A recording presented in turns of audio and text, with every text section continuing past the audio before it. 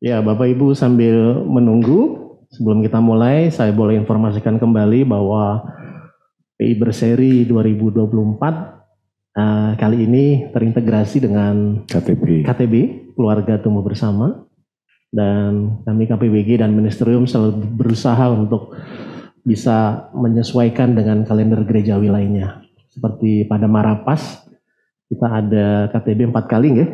KTB 4 kali, di mana 2 diantaranya itu berkaitan dengan tema PI Berseri.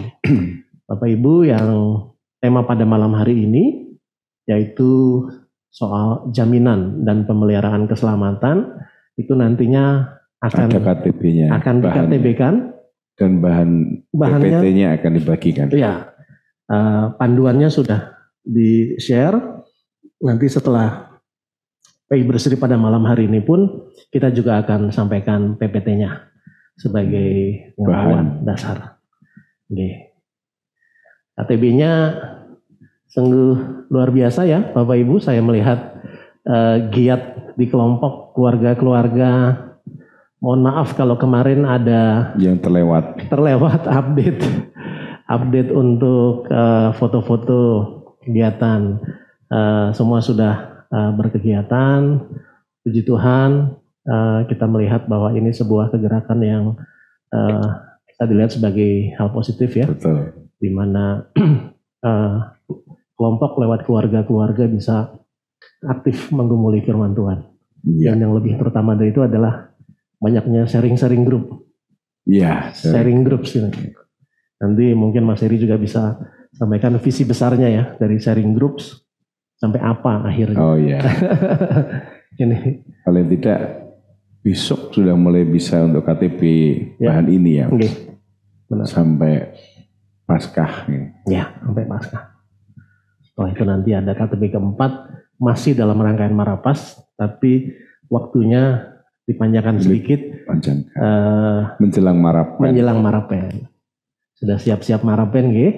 Di sini ada kelompok Avila mungkin. Nah, ini nanti yang akan memfasilitasi kita jemaat. Baik, Bapak Ibu sudah jam 8. Selamat malam, kami mengucap syukur kita boleh ditibakan pada waktu ini. PI Berseri bulan Maret 2024, Mas Heri. Ya, Mas. Kita akan sama-sama memulai dengan pujian. Malam hari ini akan dipandu oleh Ibu Wati. Monggo Ibu Wati. Selamat malam Bapak Ibu. Marilah kita menyanyikan lagu ya. Aku hendak bernyanyi.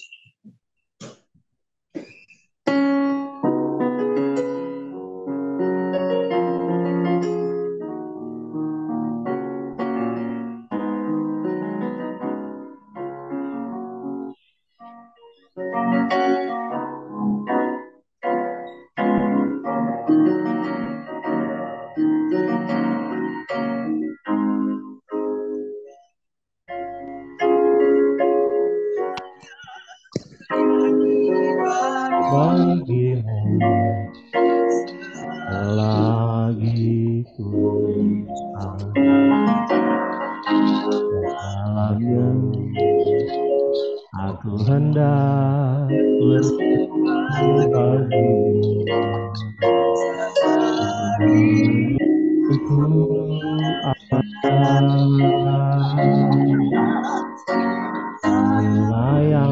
yang renungkan setiap waktu, nyanyian pujian dan pengagungan kepadamu.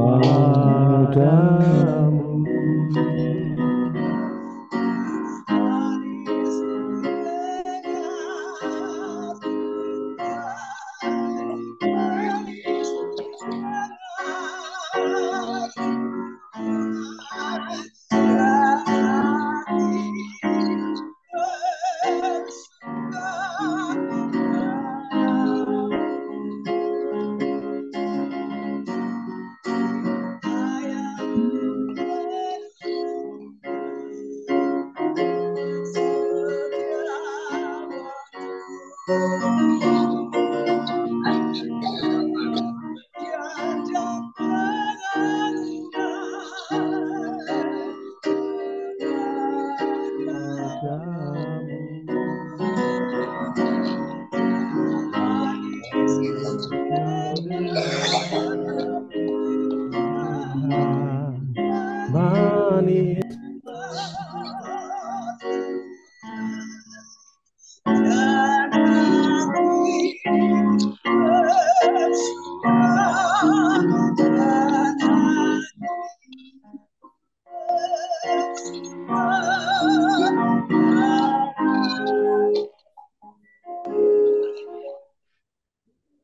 PI berseri pada malam hari ini. Tuhan, kami memohon hadirat-Mu untuk bisa ada di tengah-tengah kami, membimbing kami, terutama untuk hamba-Mu, Pendeta Hiri yang akan membawakan materi pada malam hari ini. Tuhan Yesus, kami juga berdoa untuk setiap peserta PI berseri pada malam hari ini, kiranya Tuhan mau berkati, Tuhan mau isi setiap hati dari kami, supaya hati kami, pikiran kami tertuju kepadamu. Sertai kami ya Tuhan, hanya di dalam nama Tuhan Yesus, kami sudah mengucap syukur dan berdoa. Amin. Amin. Bapak Ibu mohon maaf, apakah suara kami terdengar? Dengar Mas. Dengar Pak, cukup Dengar. bagus. Baik, terima kasih. Mohon maaf tadi kalau ada beberapa gangguan di awal. Baik, Bapak Ibu yang kami kasihi, pada malam hari ini kita akan melanjutkan perbincangan saya dan Mas Heri terkait seri keselamatan ya. Kalau di awal kita berbicara tentang jalan keselamatan sesuai dengan iklannya Mas Heri yang kemarin yang luar biasa. Jadi kita berbicara tentang jaminan dan pemeliharaan keselamatan. Mas Heri, untuk membuka obrolan kita malam hari ini. Tentang jaminan keselamatan itu sendiri sebenarnya kita dapat pemahamannya bagaimana sih Mas? Ya, terima kasih Mas Sigit dan Ibu Bapak Saudara semua. Jadi sebenarnya di dalam Alkitab itu banyak sekali ayat yang menunjukkan bagaimana jaminan keselamatan. Bagaimana ayat-ayat menunjukkan bahwa ketika orang percaya pada Yesus, dia menjadi anak Allah. Tapi salah satu yang terkenal, yang sering kita hafalkan adalah dari Yohanes 3:16. Karena begitu besar kasih Allah akan dunia ini, maka bagi yang percaya kepadanya tidak binasa, melainkan beroleh hidup yang kekal. Jadi eternal life, ya, hidup yang kekal itu adalah jaminan bagi setiap orang yang percaya pada Kristus. Begitu Mas Sigit. Oke. Pertanyaan besarnya Mas Heri. Sebenarnya kapan keselamatan itu sudah akan atau mulai didapatkan oleh orang percaya? Ya, terima kasih Mas Sigit. Jadi Bapak Ibu dan Saudara, jadi banyak sekali kadang-kadang orang yang memiliki pemahaman yang barangkali perlu diluruskan. Jadi banyak pemahaman yang mengatakan bahwa soal keselamatan itu akan terletak pada waktu nanti di akhirat. Tetapi pemahaman kita, pemahaman Kristiani sesungguhnya bahwa keselamatan yang dimaksudkan adalah pemulihan relasi dengan Tuhan. Jadi relasi yang pulih dengan Tuhan. Ketika orang percaya kepada Yesus dan orang itu dipulihkan relasi dengan Tuhan, maka sesungguhnya Mas Sigit, keselamatan sudah dimulai sejak di dunia ini. Sejak ketika kita percaya kepada Yesus, kita dibaptis atau kita sidi, pada saat itulah kita memulai perjalanan keselamatan. Pada saat itulah kita memelihara keselamatan. Jadi Mas Sigit, kapan dimulainya keselamatan? Menurut Kristen dimulai sejak kita percaya kepada Yesus dan kita jalani, baru kesempurnaannya nanti pada waktu di surga. Jadi tidak kapan kita selamat nanti di surga, enggak. Karena saat ini pun kita keselamatan itu kan relasi hubungan pulih dengan Allah, dimulai sekarang. Nah, kalau relasi pulih dengan Allah itu adalah makna keselamatan, kenapa harus tunggu nanti? Bukankah sudah bisa kita mulai sejak kita percaya pada Yesus? Jadi Mas Sigit, ibaratnya ya, Bapak Ibu Saudara juga, jadi ibaratnya sebenarnya adalah Ketika kita percaya kepada Yesus, maka di situ kita quote and quote itu seperti gambarannya itu kita diperistri oleh Tuhan. Kita menjadi istri Tuhan. Sehingga yang kita lakukan setelah kita percaya adalah menjaga, memelihara relasi perkawinan dengan Tuhan. Nah, nanti sempurnanya waktu di surga. Sementara banyak orang yang lain itu statusnya adalah seperti gambarannya sedang pacaran dengan Tuhan. Masih pendekatan, supaya nanti di akhirat baru akan diputuskan apakah nanti akan diperistri atau tidak. Sementara kita begitu percaya pada Yesus, itu sudah menjadi relasi perkawinan dengan Tuhan yang harus kita jaga. Nah, di situ kira-kira mungkin artikulasinya, perbedaannya dengan yang lain. Ini mindset yang memang harusnya dipegang oleh orang percaya ya. Betul, Mas. Bahwa keselamatan itu bukan hanya nanti. Betul, itu kesempurnaannya. Kesempurnaan. Tetapi keselamatan itu dalam konteks relasi kita pulih dengan Allah, Tuhan. Sudah pulih, kita bisa memanggil Dia Bapa, kita bisa dengan yakin meminta, kita bisa dengan yakin memohon pengampunan, memohon berkat. Itu karena kita sudah mengaku bahwa karya keselamatan Tuhan Yesus itu sudah memperbaiki hubungan kita. Oh, ini sebuah konsep, sebuah mindset yang mungkin kadang orang Kristen juga nggak sadar ya dengan itu. Pikirannya pokoknya surga neraka. Jauh lebih dalam itu ya, itu relasi yang pulih lagi, Mas. Setelah baptis langsung gitu. Oke. What next, Mas? Ya, jadi Mas Sigit dan teman-teman semua, ketika kita sudah percaya pada Yesus dan kemudian kita itu dijamin dan kita sudah dipulihkan, maka masih ada satu perjalanan yang harus kita tempuh, yaitu memelihara relasi perkawinan tadi atau memelihara perjalanan keselamatan. Dan apa yang harus kita lakukan, Ibu Bapak Saudara, Mas Sigit? Jadi ada dua tugas yang Tuhan inginkan pada waktu kita setelah kita percaya pada Yesus. Dua tugas itu adalah bagaimana kita memelihara keselamatan, bagaimana kita memberitakan keselamatan. Dua itu. Jadi memelihara. Itu adalah maintenance. Kalau bahasa kantornya itu maintenance. Bahasa Jawanya itu nguri-uri, memelihara, merawat. Nguri-uri. Yang kedua adalah memberitakan keselamatan atau bersaksi. Itu bahasanya marketing, bahasa quote and quote ya. Meskipun nggak bisa apple to apple, tapi hanya untuk memudahkan itu ya.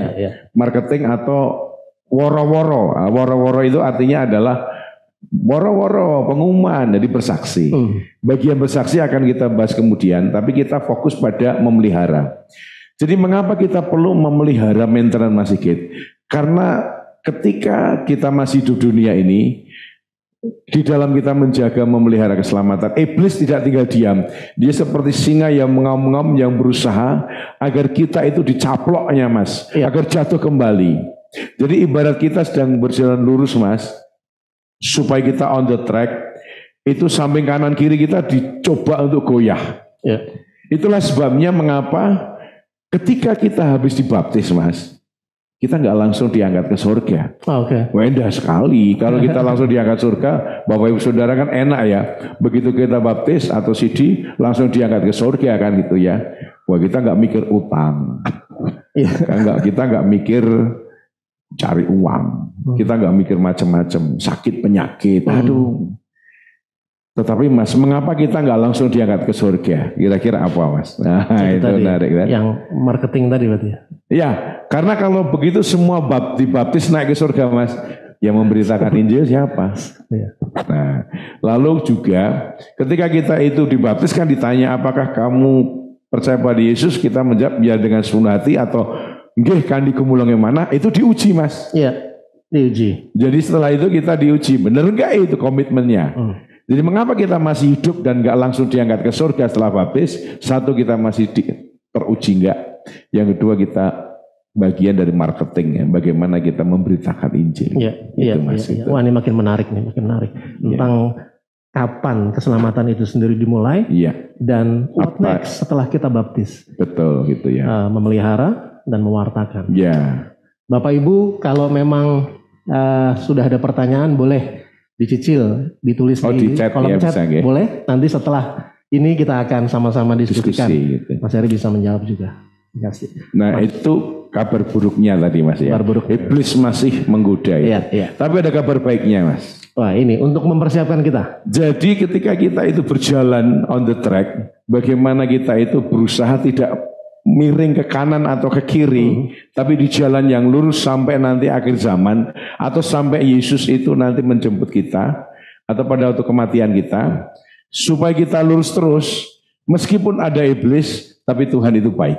Ya. Kita diberikan 3 fasilitas rohani, paling tidak yang coba saya sarikan dari kitab suci. Banyak sebenarnya fasilitas, tapi paling tidak ada 3. Nah, ini kan kita berjalan dan kemudian ada 3 ini. Ya, ini berjalan supaya lurus. Lalu kita, kabar baiknya, kita punya 3 fasilitas. Pertama, waktu kita dibaptis, kita itu dikaruniai Roh Kudus, Mas. Bagaimana Roh Kudus itu bekerja di dalam hati kita.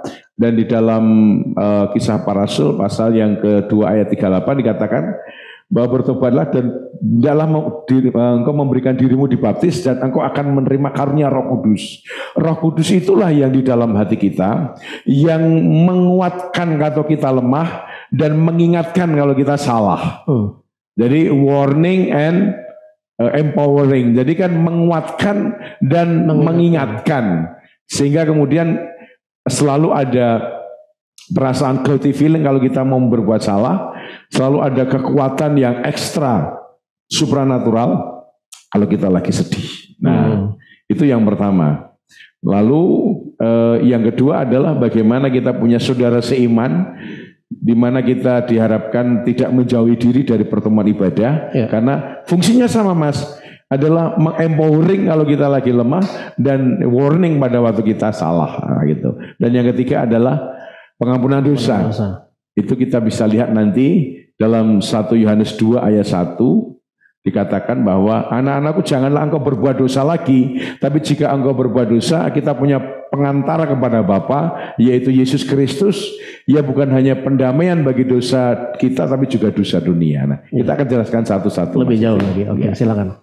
Jadi yang pertama adalah bagaimana Roh Kudus itu ibaratnya kalau pernah kita lihat rodeo ya, bagaimana koboi yang sedang menjinakkan kuda liar, maka Roh Kudus itu menuntun roh kita supaya roh kita itu kuat sehingga bisa mengendalikan nafsu, yaitu kuda liar itu gambaran nafsu.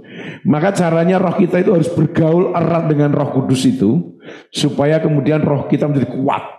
Seperti Daniel itu rohnya makin lama makin kuat sehingga kemudian daging bisa ditundukkan.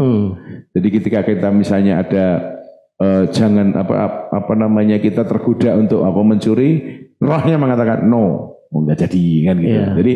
Jadi bagaimana roh kita itu bergaul erat dengan pujian, penyembahan, dengan olah rohani, disiplin rohani, dengan firman, dengan doa, dengan puasa, dengan apapun juga, untuk kemudian bisa membuat Roh Kudus itu menguatkan roh kita. Jadi daging seliar apapun bisa dikendalikan. Itulah fungsinya Roh Kudus. Itu pentingnya. Kalau kita sudah dikuatkan Roh Kudus, maka tapi kemudian kita tetap nekat, Mas. Sudah dibilangin Roh Kudus jangan mencuri, kita nekat, maka kita itu yang disebut di Alkitab adalah mendukakan Roh Kudus, membuat Roh Kudus berduka. Sahabat kita itu yang menguatkan dan mengingatkan, kita abaikan sehingga kemudian Roh Kudus berduka. Itu yang Roh Kudus. Yang kedua adalah saudara seiman, Mas. Kita bisa lihat bagaimana dalam sebuah materi di Kambium kita menemukan bagaimana orang yang berkumpul dalam persekutuan seiman itu saling menghangati seperti kayu bakar, Mas.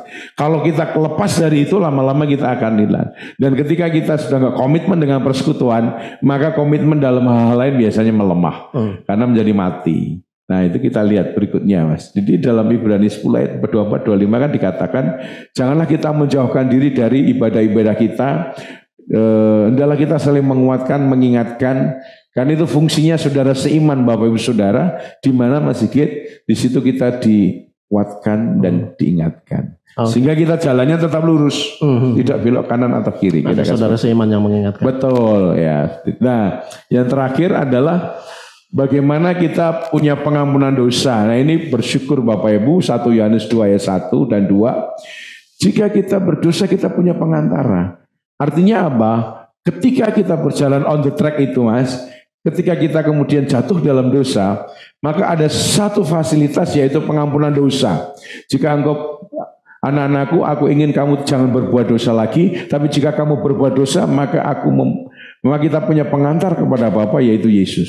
Jadi kita bisa minta ampun pada Yesus, sehingga jalan kita kembali dari pleset tadi, Mas, itu on the track lagi. Track. Sehingga kemudian kita kembali lurus. Nah, sampai ujungnya nanti, Mas, kita berharap itu lurus. Itulah sebabnya penting sekali pada waktu kita itu mau tidur, Mas, itu kita berdoa supaya kita mohon ampun sama Tuhan. Karena siapa tahu kita bangun tidur besok itu kita tidak dalam keadaan hidup. Dan celakanya kita belum. Ya, kita lagi meleset, habis korupsi, nggak sempat itu tidur bablas. Jadi bagaimana kita itu sebelum tidur mohon ampun supaya kita on the track, supaya apa? Kita lurus terus. Besok pun kalau kita mati, tidak bangun lagi, kita dalam keadaan track. Termasuk pelayanan untuk saudara yang sakit terminal, Mas. Terminal itu kritis koma, berada antara hidup dan mati, sakaratul maut. Bagaimana istri membisikkan kepada suami, Bapak, saya minta maaf, saya memaafkan Bapak. Kalau Tuhan Yesus sudah memanggil kami ikhlas. Anak yang pertama, anak yang kedua saling memaafkan, rekonsiliasi sebelum mati. Lalu kemudian ada nyanyian, pujian. Itu penting sekali supaya di ujung hidupnya beliau ini on the track. Ada pemulihan dengan keluarga dan seterusnya, sehingga kemudian pada ujungnya dia berada dalam kondisi on the track. Nah, itu mengingatkan kita kepada penjahat sebelah Yesus, Mas. Nah, jadi dia itu, wah, itu enak sekali, Mas. Jadi dia itu enggak karu-karuan hidupnya, tapi di ujungnya pada waktu akhir dia berkata, Yesus, ingat aku jika engkau menjadi raja. Dan Yesus katakan, hari ini engkau bersama aku di Firdaus. Artinya apa? Pada ujungnya itulah kita itu jangan sampai the last minute kehilangan, Mas. Nah, sekarang pertanyaannya, Mas, mau enggak jadi seperti penjahat itu? Bapak Ibu Saudara mau enggak? Muda, foya-foya, tua kaya raya, mati masuk surga. Nah, kira-kira gimana, Mas? Tanyanya sempat atau enggak itu? Nah, pertanyaannya itu. Ya kalau sebelum kita itu di ujung sempat untuk bertobat. Kalau tidak, kita nggak tahu ya. Bagaimana kita itu dalam keadaan sudah lurus, nggak usah neko-neko, Mas, gitu ya. Makanya dikatakan, Mas, Bapak Ibu Saudara, fasilitas itu sungguh berharga. Tapi jangan disalahgunakan. Artinya apa? Kita tidak bisa kemudian seenaknya merancang, Tuhan siang ini saya mau korupsi, tapi kemudian malam saya mau telepon pendeta atau majelis untuk minta ampun. Nah, itu berarti kita akan merencanakan dosa dan merencanakan bertobat. Silahkan aja, seperti penjahat sebelah Yesus kan, ujungnya yang penting bertobat. Tapi kita nggak tahu apakah sampai malam kita masih hidup. Jadi artinya apa? Kita tidak tahu kapan kita mati, sehingga tidak usah aneh-aneh. Menyalahgunakan hidup saja lurus, karena kita nggak tahu kapan kita dibayar. Kalau masih ada kesempatan, kalau tidak. Nah, itu saya gambarkan seperti misalnya kita ada di rumah ini ya, Bapak Ibu Saudara, Mas Sigit. Jadi di ruangan studio ini adalah rumah Bapa. Semua orang yang sudah percaya pada Yesus masuk ke rumah ini, lalu menjalani hidup seperti anak-anak Allah. Lalu kemudian mereka itu jadi bangun pagi jam berapa, saat teduh, mandi, makan, semua sudah ada aturannya dan kita harus ikuti itu. Sambil menunggu kesempurnaan di surga. Tetapi pintu studio ini masih terbuka terus. Jadi kalau kita melakukan kejahatan, kita ada di luar. Tapi kalau kita kemudian bertobat di dalam. Nah, Mas Sigit, silahkan aja orang keluar masuk, berbuat dosa, habis nyolong, balik tobat, nyolong, silahkan aja. Tapi kita tidak tahu kapan pintu itu ditutup. Begitu kita lagi iseng di luar, ditutup, gerak. Yaitu waktu kita mati atau di akhir zaman, Sudah kita nggak punya. Nah, nyahlah engkau. Kamu gagal memelihara keselamatan. Jadi gambarannya adalah nggak usah neko-neko lah Bapak Ibu. Kita di dalam rumah aja, nggak usah masuk angin malah di luar, karena kita nggak tahu pintu ditutup. Nah gambarnya seperti itu Mas. Iya. Kalau pengen seperti sebelah Yesus silahkan, tapi kita nggak bisa menjamin apakah sebelum ujung hidup kita masih hidup. Jadi mendingan kita yang pasti-pasti aja, yang bagaimana kita itu menjaga jalan kita on the track dengan 3 fasilitas tadi. Yang pertama adalah Roh Kudus. Yang kedua adalah saudara seiman, jangan menjauhkan diri dari pertemuan-pertemuan itu. Yang ketiga adalah pengampunan dosa. Tapi jangan salah gunakan fasilitas. Fasilitas diberikan untuk menolong kita supaya kembali on track, bukan untuk kita salah gunakan. Misalnya yang saya sebutkan tadi, merencanakan kejahatan dan merencanakan pertobatan. Ya kalau misalnya sebelum bertobat masih hidup, kalau enggak, yang pasti-pasti aja Mas, kira-kira seperti itu. Lurus ya, jalan lurus. Nah jalan lurus ini ya gambarannya Bapak Ibu Saudara ya. Lurus, jangan belok-belok. Ini iblis itu mencoba untuk menarik. Tapi kita punya 3 fasilitas agar kita bisa maintenance, memelihara keselamatan sehingga menjadi sempurna nanti di surganya gitu Mas. Oke, luar biasa ini fasilitas rohani. Betul. Fasilitas iman. Sebagai bocoran aja Bapak Ibu, jadi sharing di KTB nanti terkait dengan ini ya. Iya, 3 fasilitas itu ada pengalaman Bapak Ibu dan keluarga mungkin dalam menggunakan fasilitas ini. Namanya jalan ya. Terkadang kita juga ada godaan sana sini. Ya, iblis nggak tinggal diam tadi. Ada Roh Kudus, ada saudara seiman, dan juga ada pengampunan dosa. Betul. Dan berita baiknya Mas. Berita baiknya. Ujungnya kita seperti apa di perjalanan? Jadi dalam 1 Tesalonika 4 ayat 13 sampai yang ke-18 dikatakan bahwa pada akhir zaman nanti ketika sangkakala dibunyikan itu Yesus akan datang kembali dengan kemuliaan di awan-awan. Lalu yang kloter pertama adalah yaitu yang sudah mati hari H. Itu akan orang-orang yang mati dalam Kristus itu akan dibangkitkan dan diubahkan tubuhnya menjadi tubuh rohaniah. Lalu kemudian yang on the spot pas at the time itu masih hidup. Itu tubuhnya akan diubahkan menjadi tubuh rohaniah. Sehingga dua-duanya ini akan dengan tubuh rohaniah akan diangkat dan merasakan kebahagiaan yang sempurna di sorga. Jadi ujung ini bukannya tanpa ujung Mas, perjalanan ini, tapi ujungnya indah sekali. Nah kira-kira seperti itu Mas. Ya, kesempurnaan dalam keselamatannya. Ya betul. Ini sudah dijelaskan di 1 Tesalonika 4 ayat 13 sampai 18. Ya, oke. Gamblang tentang jaminan dan pemeliharaan keselamatan. Oke. Kita mungkin memberikan kesempatan silakan kepada Bapak Ibu, Mas Mbak yang mau menanggapi ataupun bertanya, monggo sambil saya cek di kolom chat mungkin. Nah, kolom chat nih ya. Ya sebisa saya menjawab Mas. Ya, pertanyaan jangan susah-susah. Iya. Ini ada dari Bapak Heri atau Mas Heri nih. Ya, Afila itu mungkin Afila, Mas Heri Christian mungkin ya. Betul. Bagaimanakah caranya kita merasakan kepekaan kalau Roh Kudus itu ada pada kita? Oh iya, pertanyaan bagus itu ya. Pertanyaan bagus. Bagus sekali. Ya. Jadi kalau roh kita itu bergaul dengan Roh Kudus, Mas Heri juga, teman-teman, maka kita akan diberikan sensitivitas kepekaan, di mana kita itu punya antena yang tinggi secara spiritual. Misalnya adalah ketika hati nurani kita itu menjadi sensitif. Jadi ketika kita itu mau diajak korupsi aja Mas, itu di sini sudah ada guilty feeling. Guilty feeling. Guilty feeling itu adalah indikator. Aduh. Itu Roh Kudus bilang jangan Heri gitu. Jadi kita merasa nggak nyaman.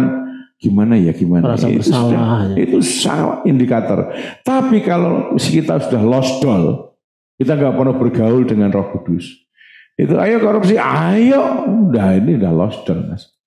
Berarti membuat Roh Kudus berduka. Jadi salah satunya adalah kita punya guilty feeling. Lalu yang kedua Mas, ketika kita merasakan pergumulan hidup, maka kita memiliki ketika kita memohon kepada Roh Kudus untuk memberi kekuatan, damai sejahtera. Maka di situ kita akan merasakan bagaimana kita memiliki rasa damai sejahtera yang sangat besar, yang melampaui akal pikiran kita dalam Filipi pasal 4 ya. Sehingga meskipun masalah belum selesai, meskipun kita masih punya pergumulan, tapi kita sudah menjalaninya dengan enjoy, Mas. Ya. Kita bisa merasakan damai. Sehingga itu orang berkata, kamu punya masalah ini, kamu punya utang banyak, tapi kenapa kamu happy? Karena damai sejahtera Tuhan. Persoalan belum selesai, tapi the feel of damai, peace yang dari sorga, itu yang membuat kita merasa. Nah itu indikatornya itu, Mas. Dikuatkan dengan damai dan diingatkan dengan guilty feeling. Ya. Luar biasa itu ya, tanda-tanda ya, indikator itu sederhana kan. Tapi terkadang kita sendiri yang nggak peka gitu. Ya itulah sebabnya, makanya kita perlu bergaul banyak supaya sensitivitasnya itu tinggi. Ya. Kalau kita sering saat teduh, kita sering ikut KTB, kita sering persekutuan doa, ibadah rajin, doa pribadi, pujian penyembahan, itu mengasah roh kita supaya mangap itu artinya terbuka dengan Roh Kudus yang memberikan itu tadi, Mas. Fasilitasnya itu kan. Fasilitas. Oke, terima kasih Mas Heri atas pertanyaannya. Ini salah satu penggiat pemuda pada zamannya dengan saya. Sekarang seumuran kita ya, Mas ya. Seumuran kita. Kita sering ngobrol dulu bareng-bareng gitu ya. Istilahnya. Oh ya satu, Mas, hari ini kita pakai merah ya, kemarin putih gantian. Kemarin kita putih ya. Saya pakai ini the best t-shirt ya, Mas. Ini terbaik ya. Ini ya kaos merah terbaik saya, Bapak Ibu. Bukan karena mahal, ya, karena ukurannya yang ada 4XL. Jadi kalau saya cari kaos itu, Mas, itu cari ukurannya dulu, bukan modelnya. Iya. Juga dalam rangka ini ya, Minggu Palma ya, besok. Ya, besok kan merah suasana. Jadi kita supaya happy lah gitu ya. Dan jangan lupa Bapak Ibu. Sudah menjelang Paskah kan sukacita. Iya, besok ada burger, kita bersih-bersih gereja. Betul. Ada hokben ya, Pak? Ada hokben. Iya, kita bersih-bersih, ada kuis, ada bagi-bagi hadiah di sana.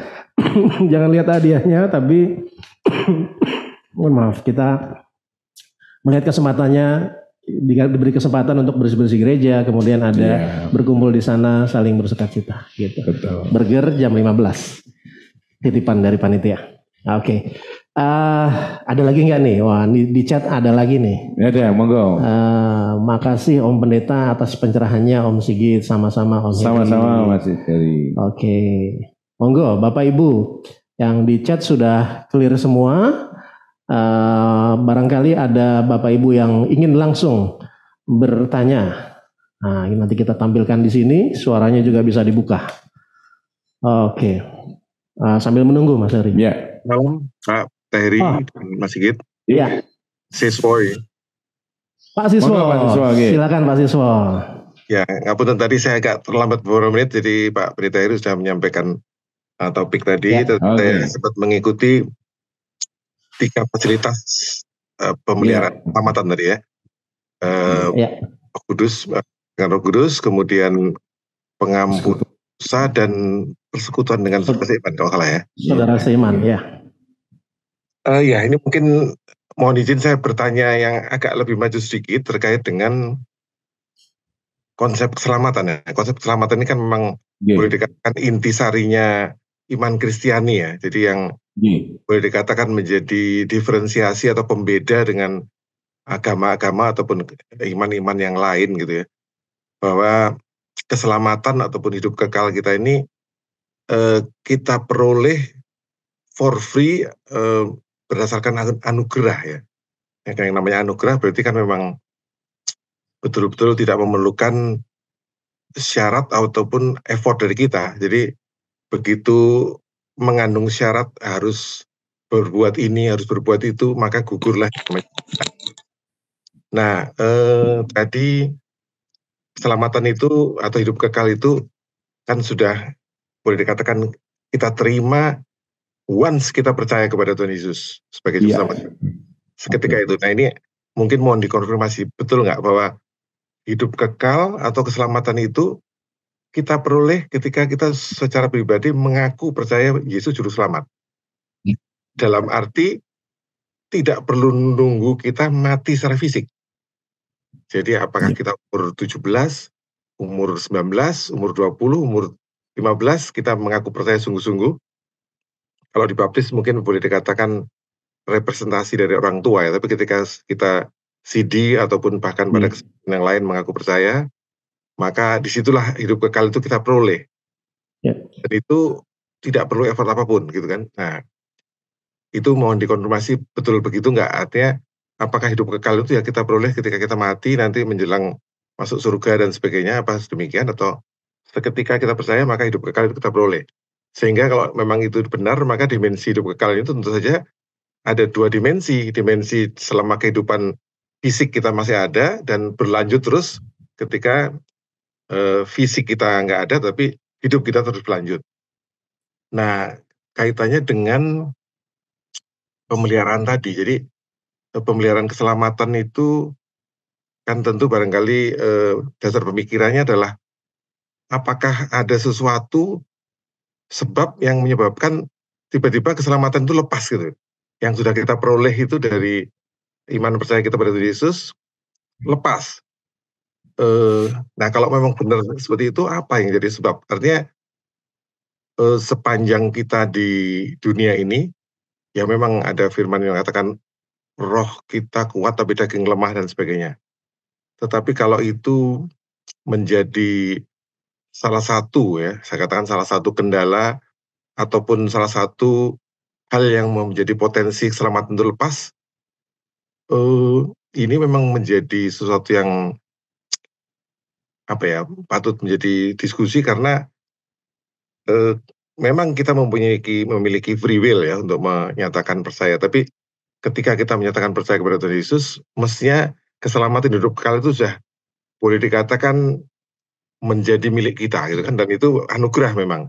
Tapi sudah dianugerahkan atas kehendak Tuhan.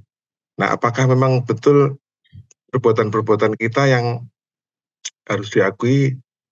Kalau tiba-tiba kita ada yang ngaku siapa yang nggak pernah berdosa hari ini, ada yang mau ngacung itu, wah itu luar biasa. Tapi hampir selalu tiap hari kita upaya kita mungkin ada kerinduan untuk terus dekat dengan Tuhan, tidak melakukan dosa, tapi hampir selalu harus diakui, khususnya saya dan lain-lain, itu pasti ada perbuatan dosa. Nah, apakah itu bisa menjadi salah satu atau salah banyak sebab keselamatan itu lepas, ataukah ada memang kondisi khusus yang misalkan ya katakanlah akhirnya dengan kesadaran sendiri menolak Tuhan Yesus. Apa yang sudah kita yakini sebagai iman percaya kepada Tuhan Yesus, kita secara sengaja lepas. Nah, itu kondisi yang menyebabkan lepas keselamatan, ataukah perbuatan dosa ini juga bisa menjadi sebab lepasnya keselamatan atau hidup kekal kita? Itu mungkin dua pertanyaan saya, Pak. Matur nuwun. Nggih, matur nuwun Pak Siswa. Mas Heri. Iya, terima kasih. Terima kasih Pak Siswa. Jadi sebenarnya tadi di uraian awal sudah kita jelaskan. Jadi yang bagian tadi ya, pengantin tadi Mas. Jadi Pak Siswa betul bahwa keselamatan itu prinsipnya secara substansial lebih mendalam daripada soal surga atau neraka. Yang masyarakat umum biasanya adalah dibedakan antara upah atau hukuman, punishment and reward. No, keselamatan lebih dari soal itu. Keselamatan adalah the recovery of relationship with God. Bagaimana kita recovery dan pemulihan relasi lebih dalam itu sudah dimulai sejak kita percaya pada Yesus. Seperti tadi Pak Siswa katakan, sehingga ketika kita percaya pada Yesus, di situ keselamatan sudah dinyatakan. Sehingga kemudian bahkan ketika orang itu belum dibaptis pun Mas, ketika dia saya percaya pada Yesus, saya direkuis Yesus, tapi dia mati sebelum dibaptis, itu sudah dia itu juga akan mendapatkan keselamatan. Karena dia belum sempat diberi tanda, tapi dia sudah secara batin sudah ikut. Nah, oleh karena itu maka kemudian keselamatan sudah dimulai pada waktu dia percaya kepada Yesus. Penjahat sebelah Yesus kan tidak sempat dibaptis, ya kan? Tapi kan dia diselamatkan. Nah, oleh karena itu maka tugas kita adalah memaintain keselamatan itu, yang sempurnanya adalah nanti di sorga. Nah, ilustrasinya tadi kan seperti kita sudah menikah dengan Tuhan, quote and quote ya. Oleh karena itu maka kita sudah menjadi kekasih, bukan hanya pacar, sudah masuk dalam sistem pernikahan, artinya sudah menjadi suami istri dengan Tuhan. Tugas kita adalah memelihara relasi pernikahan itu, perkawinan itu, supaya nanti semakin langgeng di surga sempurnanya. Sementara yang lain masih pacaran, masih mendekati Tuhan, nanti akan ditentukan di akhirat apakah diperistri atau tidak. Kita sudah selangkah lebih maju, yaitu kita sudah selangkah lebih maju, kan kita sudah mendapatkan jaminan itu, sehingga kemudian kita sudah tinggal masuk dalam kesempurnaan pernikahan itu. Nah, jadi clear ya Pak, jadi bahwa memang kita sudah dimulai sejak kita itu percaya, sehingga pada waktu kita percaya kita sudah menerima itu. Nah, cara berpikir kita memang bukan nanti di surga itu dihitung, ditimbang mana besar dosanya atau besar amalnya gitu ya Mas. Tetapi didasarkan pada begitu kita itu percaya, semua dosa dari kandungan, dari kita lahir dan seterusnya clear. Jadi clear, artinya dengan darah Yesus yang membasuh, maka kemudian semua dosa kita clear. Maka kita berjalan lurus Mas. Ya. Dalam keadaan clear. Nah, tetapi ini pertanyaan kedua Pak Siswo. Tapi kita masih punya kelemahan manusiawi, dan di situ ingin dimanfaatkan oleh iblis. Sehingga ketika kita itu berjalan lurus, iblis mencoba untuk menggoyang kita supaya menggak-menggok, tidak clear lagi. Tapi kita punya Roh Kudus dan saudara seiman yang menjadi fasilitas untuk membuat kita menjadi lurus. Dan pengampunan dosa itulah yang kita lakukan, Pak Siswo dan teman-teman, bahwa ketika kita setiap malam berdoa mohon ampun, kita mengakui bahwa kita sering kilaf dan belok. Tapi kita punya fasilitas, yaitu pengampunan dosa dari Kristus. Itulah sebabnya ketika kita itu mau tidur atau mau mati, itu kita selalu mohon ampun supaya kita clear pada ujungnya. Jadi kita mulai dari clear until the clear, ya kira-kira begitu ya. Clear until the clear, sehingga kemudian ketika belok di tengah itu erase, dihapus, kemudian lurus lagi dan seterusnya. Lalu mungkinkah kita jatuh? Ya sangat mungkin. Ketika kita itu diberikan tiket, diberikan keselamatan, tapi kita tidak memaintain, memelihara, berarti kita mengabaikan anugerah Tuhan. Kita menyanyiakannya, kita menyalibkan Yesus kesekian kali, dan Tuhan nggak suka itu. Sehingga kemudian Tuhan ingin supaya fasilitas itu tidak disalahgunakan. Sehingga kemudian jangan mentang-mentang kita sudah sudah mendapatkan jaminan hidup kekal, lalu kemudian kita seenaknya, nggak bisa seperti itu. Karena apa? Karena ada komunitas itu Mas di Yakobus. Itu ada orang yang merasa bahwa saya sudah beriman dan saya sudah mendapatkan keselamatan, saya sudah menjaminan hidup kekal. Ngapain saya berbuat baik? Ngapain kita ini? Kemarin kita bahas juga ya. Lalu kemudian Yakobus marah dan mengatakan, "Hai, iman tanpa perbuatan adalah mati." Itu konteksnya adalah supaya mereka itu memproduksi iman itu dengan perbuatan, dalam pengertian sebagai ucapan syukur ya. Bukan untuk mencari selamat, tapi ucapan syukur. Jadi oleh karena itu kemungkinan jatuhnya itu ada Pak. Oleh karena itu kita harus benar-benar menjaga supaya kita jangan sampai jatuh dan kemudian kita gagal. Fasilitas rohani dari Tuhan itu menolong kita supaya kita itu tetap on the track. Kira-kira seperti itu. Iya. Matur nuwun. Kanten Pak Siswo. Iya Pak Peri, matur nuwun penjelasannya. Tapi saya ingin perjelas lagi supaya kita semua menjadi lebih firm ya keyakinan kita. Artinya perbuatan-perbuatan dosa yang mungkin day to day kita jalani, memang tadi disampaikan fasilitasnya mohon ampun dan juga saudara pengampunan dosa. Sesuatu yang ke arah positif. Tapi dalam konteks konsep keselamatan yang sudah kita peroleh ketika kita yakin dan percaya kepada Tuhan Yesus sebagai juru selamat kita itu, apakah mungkin ya bisa lepas karena perbuatan-perbuatan dosa kita yang memang pasti mendukakan Tuhan. Tapi apakah Tuhan tiba-tiba memang saya cabut ini keselamatan yang sudah saya berikan, anugerahnya saya cabut ini. Nah, ada dosa-dosa begitu atau ada satu dosa khusus yang memang betul-betul membuat keselamatan itu lepas?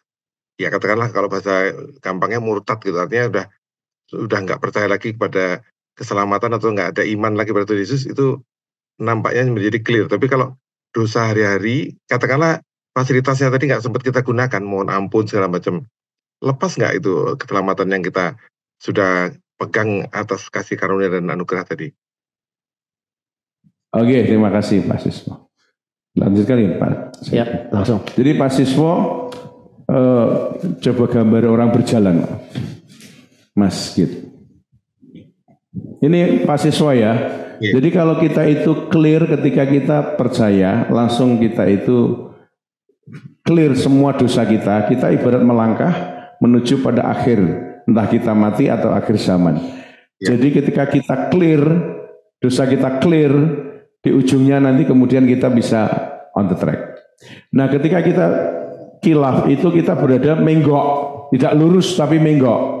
Nah kalau kita menggok dan kita itu tidak menggunakan fasilitas, ya udah kita berarti gagal. Kita tidak bisa memelihara keselamatan. Artinya apa?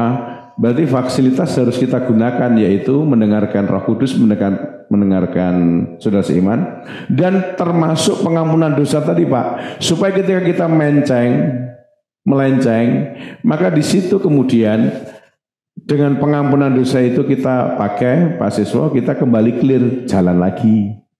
Melenceng lagi, lurus lagi, melenceng seterusnya sampai di ujungnya Pak, kita dalam hal clear. Jadi the meaning of ujung itu apa bahasa Inggrisnya Mas? The end of corner ya. The end itu penting sekali. Makanya pelayanan untuk penyakit terminal yang koma, saling memaafkan, mendoakan itu penting supaya ujungnya itu clear. Penjahat sebelah Yesus itu kan nggak karu-karuan belok-beloknya, ujungnya clear Pak. Jadi makna ujung itu penting sekali. Jadi di ujung itu bagaimana kita dalam keadaan clear. Makanya setiap hari, setiap malam kita mohon ampun sebelum kita tidur. Kira-kira seperti itu. Jadi bisa. Kalau kita itu kemudian tidak mohon ampun, ya kita bisa. Artinya kita gagal memelihara keselamatan. Oke. Ini saya bacakan ya Pak Siswo. Anak-anakku, 1 Yohanes 2 ayat 1, anak-anakku hal-hal ini kutuliskan kepada kamu supaya kamu jangan berbuat dosa. Ini maksudnya tadi kayak jalan lurus terus.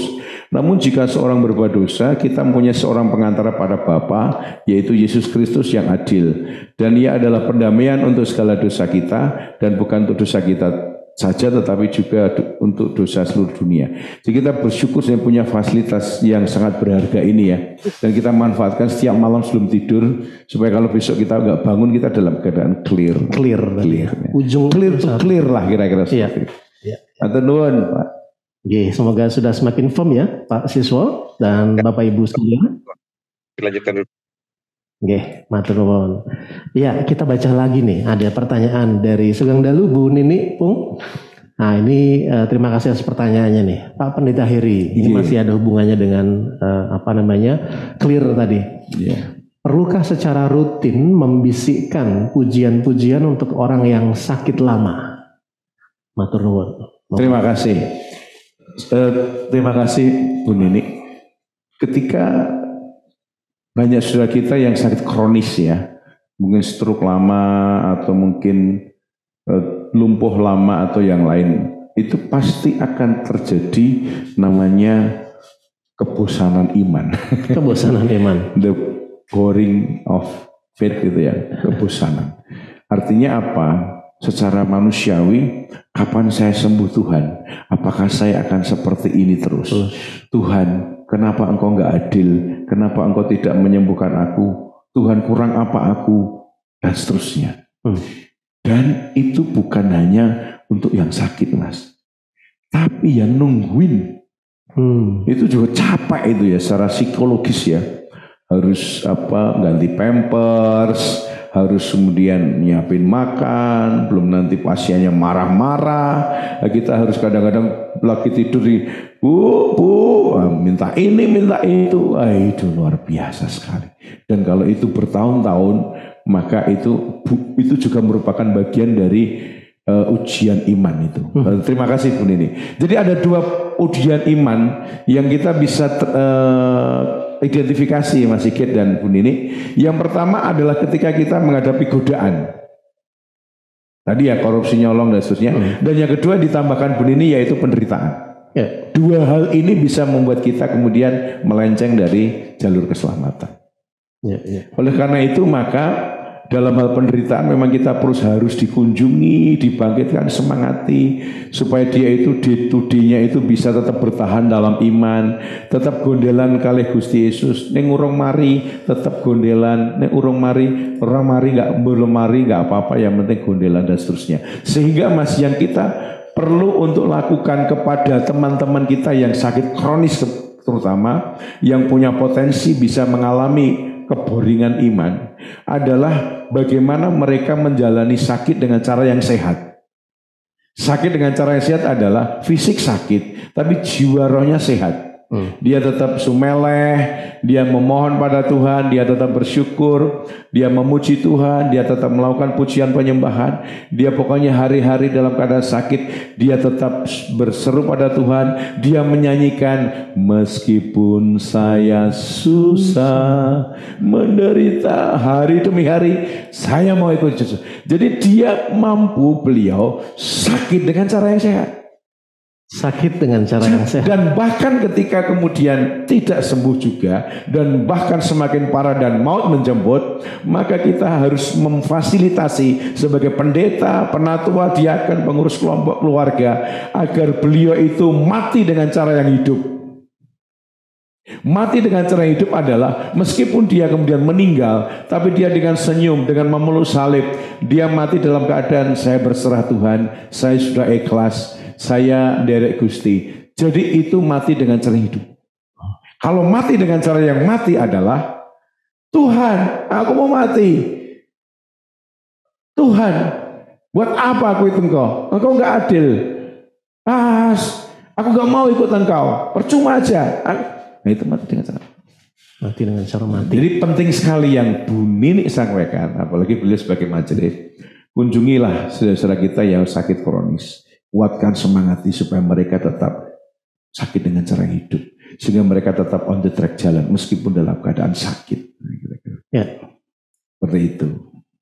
Oke, Bu Nini sudah terjawab nih? Dari Sami-sami Bu. Luar biasa. Bisa menambah sedikit? Boleh, monggo Bu Nini. Saya mau bertanya. Jadi ibu mertua saya kan memang bed rest ya, sudah bed rest, tapi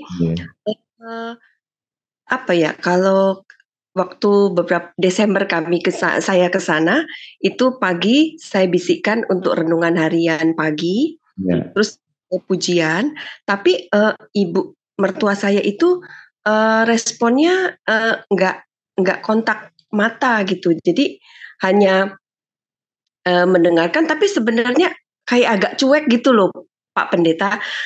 Oleh sebab itu saya mau bertanya, yang dijalankan oleh saudara-saudara maupun saya kalau misalnya mengunjungi, memang harus rutin ya Pak.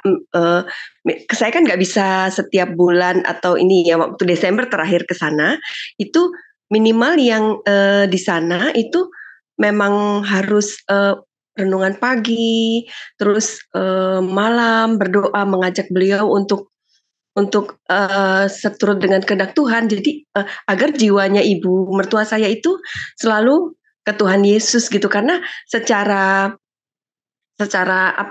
kalau kita membisikkan ke beliau itu beliau tuh kayaknya nggak terlalu respon gitu. Jadi sadar tapi nggak sepenuhnya mendengar sekali gitu Pak Pendeta. Matur nuwun. Ya, monggo Mas. Terima kasih Bu Nini. Ya, jadi yang pertama adalah meskipun secara fisik beliau tidak merespon, tetapi secara roh itu pasti merespon. Karena termasuk yang sakit yang terminal, yang koma, ataupun yang masih sadar tapi semi koma atau apa, itu biasanya mereka meskipun tidak merespon secara fisik, tapi mereka itu dalam hati mereka, dalam roh mereka itu sebenarnya mereka mendengar. Cuma mungkin tidak memberikan respon. Itu yang pertama. Sehingga terus kita doa, kita ajak pujian, lalu kemudian kita bacain firman. Itu nggak apa-apa, nggak ada respon nggak masalah. Karena kita mengandalkan pada Roh Kudus yang akan menyentuh hatinya. Itu yang penting. Jadi kita mengandalkan pada Roh Kudus yang akan menyentuh hatinya melalui doa-doa kita. Dan Bu Nini tidak usah khawatir kalau misalnya tidak harus bisa setiap hari ke sana. Jadi ada serangan darat, ada serangan udara. Yang darat itu adalah yang menunggu di sana. Mereka yang akan secara kontinu mengatakan, tapi secara serangan udara dari Bu Nini dan keluarga yang dari jauh, itu akan terus menaikkan doa dan memohon biar Roh Kudus yang menyentuh hatinya, lalu kemudian melembutkan hatinya, dan kemudian merengkuh hatinya. Jadi kita bisa berdoa dari jarak jauh, Bu Nini. Apa yang kita lakukan dengan doa, pujian, penyembahan, dan seterusnya, itu bisa kita lakukan dari jarak jauh. Kalau kita punya kesempatan ke sana kita lakukan, tapi kalau nggak bisa rutin nggak apa-apa. Tapi keluarga di sana yang akan mendampingi. Pokoknya kita lakukan bagian kita. Selebihnya Roh Kudus yang akan merengkuh hati dari beliau. Dan itulah yang kita harapkan seperti itu. Bertanya untuk Bu Nini ya. Concern Bu Nini tadi terkait dengan tanda kutip cueknya Ibu Mertua tadi itu, karena keterbatasan fisik beliau sakit itu sehingga apapun yang disampaikan Bu Nini dan saudara lain itu dirasakan cuek, atau justru khusus ketika Bu Nini membisikkan renungan baru beliau menatap semacam hampa begitu? Secara beberapa bulan sebelum saya ke sana memang sudah terkesan acuh gitu ya, kalau kita ngomong gitu kayak nggak respon gitu. Jadi pandangan mata beliau tuh nggak ke kita. Tapi ketika Desember kemarin saya ke sana itu kan setiap pagi saya renungan pagi, baru beliau itu matanya ngelihat saya, tapi nanti ngelihat sana gitu loh. Jadi nggak terus-terusan memperhatikan kita yang membacakan firman, tetapi ada saat saya menyebut, ayo Ibu kita berdoa kepada Tuhan Yesus ya, langsung dia ada kontak mata ke saya. Setelah itu cuek lagi gitu. Jadi saya yang mempertanyakan itu Pak Heri matur nuwun tadi. Jadi intinya kita memang dari jarak jauh bisa, pas ke sana juga nggak apa-apa, yang penting kita memberi bagian kita. Matur nuwun Pak Pendeta Heri. Iya, kita lakukan bagian kita, Bu. Nah, sambil mohon Roh Kudus yang bekerja kan. Ya. Terima kasih Pak Heri. Sami-sami Bu Nini. Oke, makasih juga Pak Siswo yang menekankan tajam. Ya. Baik, puji Tuhan Mas Heri, pada malam hari ini sekitar 73 akun mungkin dikurangi, kurangi pelaksana mungkin sekitar 60-an ya yang clear dari jemaat. Juga ada pertanyaan-pertanyaan. Ini dari Mbak Tuti, selamat malam, mohon maaf diulang kelewat nyatetnya, fasilitas rohani dari mana saja. Oke, Mbak Tuti nggak usah khawatir, nanti setelah ini kita akan PPT dikirim, sharekan PPT atau PDF nanti lebih gampang. Ya. Terima kasih. Siap. Dari Mas Citra Adi, wah ini ketua. Waduh. Kemarin baru konsultasi soal burung saya. Selamat malam Pak Pendeta Heri. Mau bertanya, kalau orang yang sudah mendapat bagian dalam Roh Kudus sebagai jaminan keselamatan tetapi murtad, apakah jaminan keselamatannya akan terhapus dan apakah Roh Kudus tetap bekerja di orang yang telah menukarkan Roh Kudus? Ya, selama masih di dunia, jaminan itu bisa lepas kalau kemudian kita meninggalkan iman kita. Ya. Ingat Saul. Ya kan, Saul itu kan dipenuhi dengan Roh Kudus ketika menjadi raja, tapi ketika dia mengandalkan keputusannya sendiri dan tidak ngikutin Samuel, perintah Tuhan, maka dikatakan roh itu keluar dari Saul, jadi bisa lepas gitu ya. Kalau kita menolak itu ya akhirnya artinya mendukakan Roh Kudus gitu ya. Jadi selama kata kuncinya selama masih di dunia ada godaan, maka kemungkinan bahwa kita bisa melepaskan keselamatan itu. Karena kita harus punya tanggung jawab untuk memeliharanya juga gitu kan. Sehingga kita bisa, tapi begini Mas Citra ya, bahwa kita bersyukur karena Tuhan kita itu sangat penuh sayang. Jadi orang-orang bahkan banyak pengalaman kok.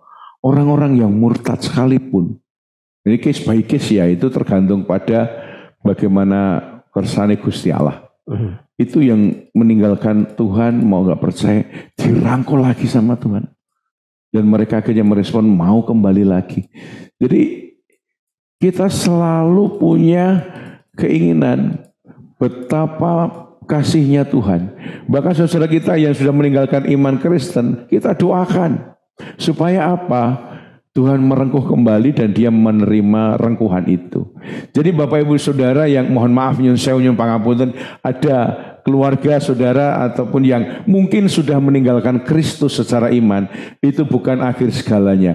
That is not ending. Ini bukan ending. Kita masih bisa mendoakan, kita menopang doa supaya Roh Kudus merengkuh dan suatu ketika dia kembali kepada Kristus. Jadi Mas Citra, kita bersyukur karena Tuhan Yesus itu baik. Sehingga meskipun kita sudah meninggalkan pun masih ada banyak cerita mereka direngkuh lagi oleh Tuhan. Oke, puji Tuhan. Mas Citra Adi sudah dijawab nggih? Cukup nggih? Benar Mas. Ya. Besok gantian saya konsultasi soal burung saya. Oke, sudah jam 9 tapi kita masih bisa punya satu pertanyaan atau tanggapan nggih. Nggih. Pak Arifin. Monggo Pak. Nggih, monggo. Pendeta Eri matur nuwun. Saya tadi datangnya. Saya teringat dari apa yang tapi Bengawan akan berdiri di stasiun Lampuyangan. Bengawan bertujuan di stasiun Lampuyangan. Mohon maaf sebentar. Sudah? Masih ada yang terbuka, nggih. Sambun. Monggo. Sambun. Pak Arifin. Ibarat makanan sandwich kehidupan ini, Pak. Jadi mau tidur kita sudah berdoa. Itu saya masih ingat di TRI waktu itu sudah juga pernah dan saya sudah lakukan. Kemudian mau selesai mengisi kehidupan, kita juga berdoa. Yang menjadi masalah adalah kalau ibarat sandwich itu isinya, Pak. Setiap hari tidak makan sate kambing yang enak gitu, tapi kadang-kadang makanannya adalah yang nggak enak, sehingga sandwichnya jadi tidak enak akhirnya, meskipun pembuka dan penutupnya tetap kita lakukan. Nah, kalau saya lihat dari kehidupan yang ada di dalam masyarakat, ya memang kehidupan duniawi, kalau filosofi dunia itu adalah yang pertama itu ya yang itulah yang dicari. Tidak ada yang kedua.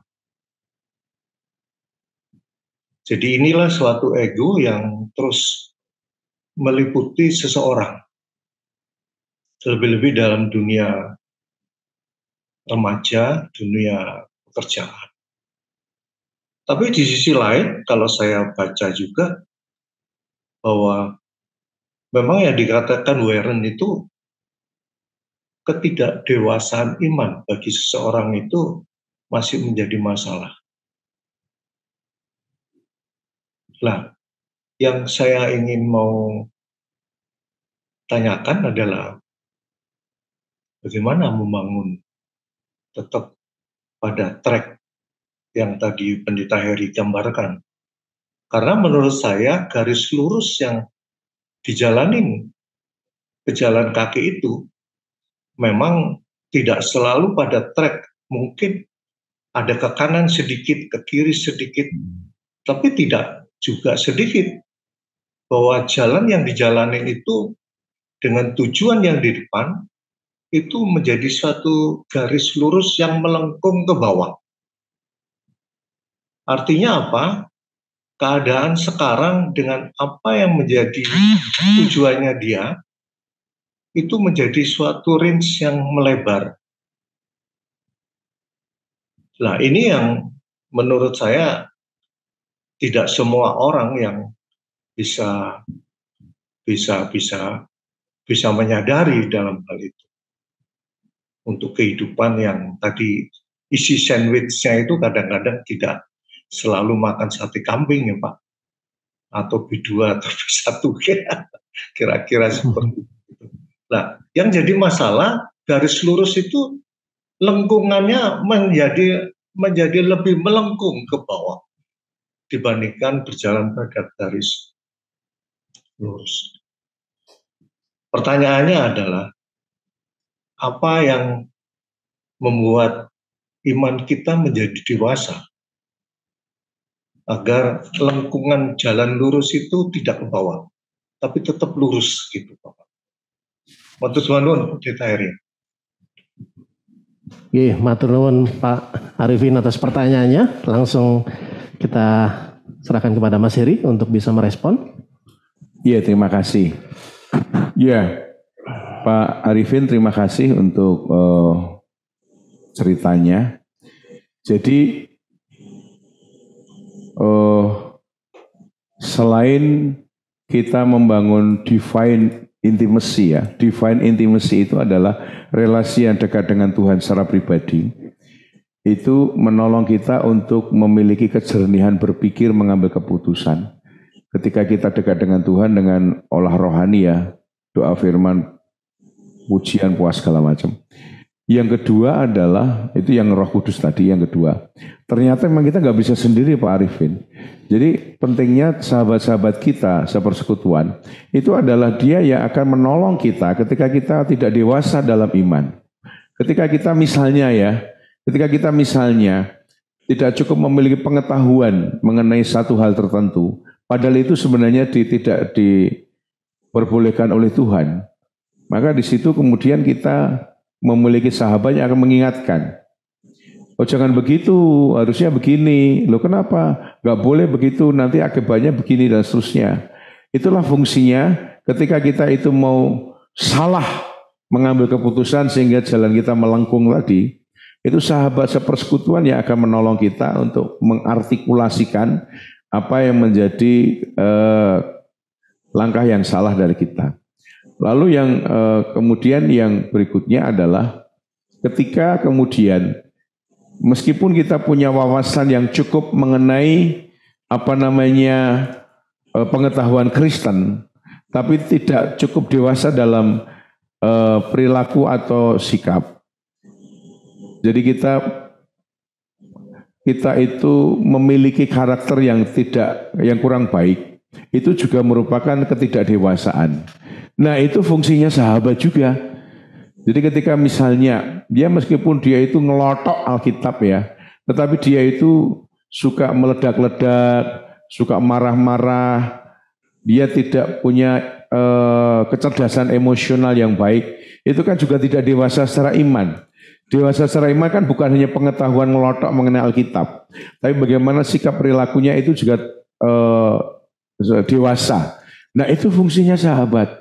Fungsinya saudara sepersekutuan, entah itu di gereja, di tempat kerja, dimanapun juga di komunitas kita.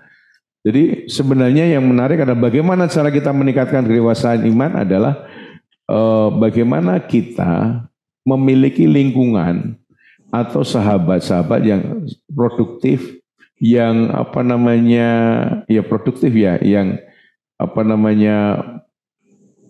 lingkungan yang bisa menolong kita untuk dewasa. Kita tidak bisa dewasa sendirian, Pak Arifin, kita butuh sahabat. Itulah pentingnya bagaimana fasilitas yang kedua. Nah ditambah yang pengampunan dosa tadi kan dalam rangka ketika kita itu melenceng kita mohon ampun. Nah oleh karena itu Bapak Ibu dan Saudara yang terkasih, kita bisa melihat banyak orang Kristen yang dia itu sangat paham tentang Alkitab. Tapi kemudian mohon maaf, perilakunya itu jadi batu sandungan. Dia justru mengalami relasi yang toksik dengan lingkungannya. Nah oleh karena itu, meskipun Kristen sudah lama, ilmunya tinggi, tapi dia masih kanak-kanakan. Kalau kemudian ini terlalu baperan misalnya, dia kemudian ingin diperhatikan, semua sarannya harus diikuti. Itu yang tadi Pak Arifin kalau saya pahami ya sebagai tidak dewasa. Mungkin dia wawasannya luas, mungkin dia nggak nyolong, tapi perilaku sikapnya toksik sehingga lingkungannya itu menjadi tercemar. Itu juga merupakan ketidakdewasaan. Jadi ternyata definisi tidak binasa itu banyak sekali. Bukan hanya soal wawasannya, bukan soal apakah dia nyolong atau tidak, tapi bagaimana dia itu jadi toksik atau jadi tidak. Kira-kira begitu Pak Arifin. Ya. Semoga bisa menjawab Pak Arifin kurang lebihnya. Matur nuwun Pendeta Heri. Sami-sami Pak Arifin. Matur nuwun. Satu pertanyaan lagi saya mau bacakan dari quote, bukan lebih kepada pertanyaan sih, lebih kepada mohon dukungan doa dari Pak Sunardi. Jadi ini pergumulan doa Pak Sunardi dan keluarga. Semoga ini kalau disampaikan anak kami yang kedua meninggalkan Tuhan Yesus, kami berdoa terus agar kembali beserta keluarganya, seperti itu. Jadi terima kasih Pak Sunardi mau berkenan untuk berbagi dengan kami, walaupun ini sesuatu yang mungkin menjadi duka bagi kita keluarga, tetapi kami mendukung di dalam doa. Nanti mungkin kita bisa dukung di dalam doa, seperti itu. Matur nuwun Pak Sunardi.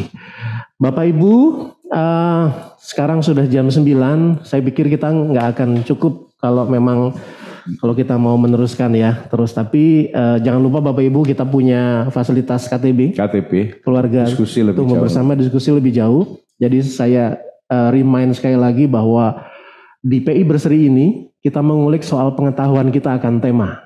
Tapi pada saat KTB kita lebih memperdalam soal sharing kita, pengalaman. Jadi pengetahuan di PI Berseri, pengalaman ada di KTB. Semoga ini bisa menjadi sarana yang baik buat Jemaat GKJ Bekasi. Tadi mungkin di awal saya menyampaikan soal sharing group, Mas Heri mungkin bisa diberikan visinya seperti apa ke depan kita.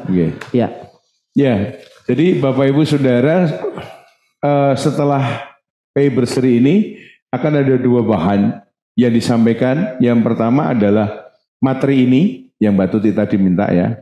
Lalu yang kedua adalah panduan KTB.